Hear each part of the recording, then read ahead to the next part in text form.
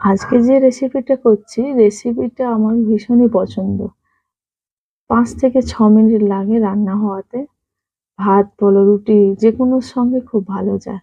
৩ টে ডিম আর একটু টমেটো, একটু পেঁয়াজ, ব্যাস আর কিছু লাগবে না। কড়াইটা বসিয়ে দিলাম, তাড়াতাড়ি তেল গরম হয়ে গেছে। গরম হওয়ার পরে কেটে রাখা পেঁয়াজগুলো ভালোভাবে দিয়ে দিলাম। দিয়ে এটাকে একটু ভাজা করে নেবো। আর এটা আমাদের বাড়িতে সবারই পছন্দ। এটা ডিমের ভুজিয়াই বলতে হবে, আর কিছুই লাগে না। একটু নুন, একটু হলুদ, আর কিছু লাগে না। যখন আপনার পেঁয়াজটা হালকা ভাজা হয়ে যাবে তখন টমেটো দিয়ে দেবো।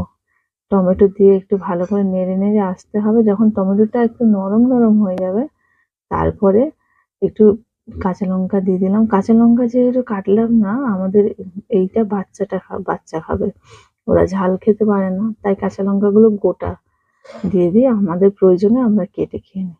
আর ৩ টে ডিম দিয়ে দেবো। ৩ টে ডিম দিয়ে এতে দেখো ডিমের কুসুমটা গোটা আছে। একটু নুন আর একটু হলুদ, ব্যাস আর কিছু লাগবে না।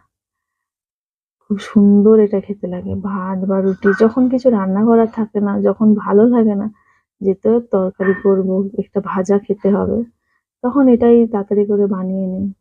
হেলদি অ্যান্ড টেস্টি ডিমের ভুজিয়া। ব্যাস অনেকটা হয়ে গেছে, জলটা শুকোলে তেল বেরোলে নিয়ে নেবো।